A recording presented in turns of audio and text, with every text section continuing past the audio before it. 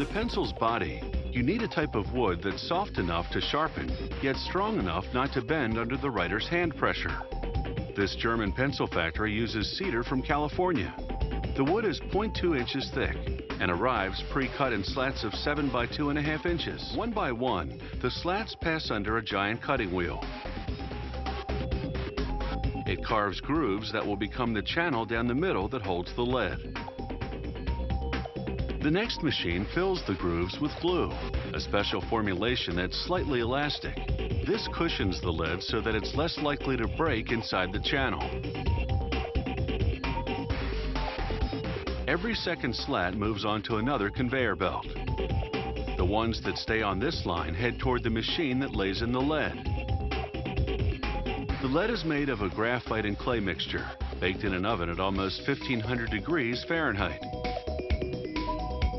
The lead-laying machine's wheel loads itself with leads, their spacing matching the grooves in the slats.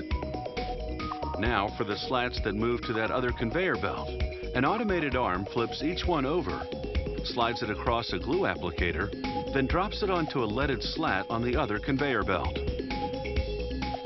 All the steps to this point have culminated in what is effectively a lead sandwich. Now a plunger squeezes those sandwiches together with a full ton of pressure.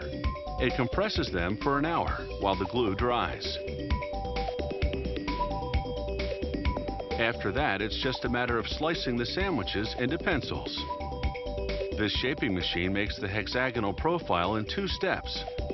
First, its upper cutter forms 3 sides on top. Then its lower cutter shapes 3 sides on the bottom.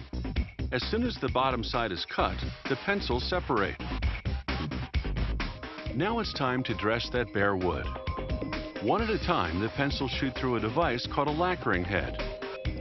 It coats the wood in paint, yellow in this case. Last stop, the rubber tip assembly machine. First, it squeezes the top of the pencil to slide on an aluminum ferrule. Then it inserts a rubber eraser into the ferrule's other end and squeezes that tight. The pencils are finally ready to roll across a grinding drum for sharpening.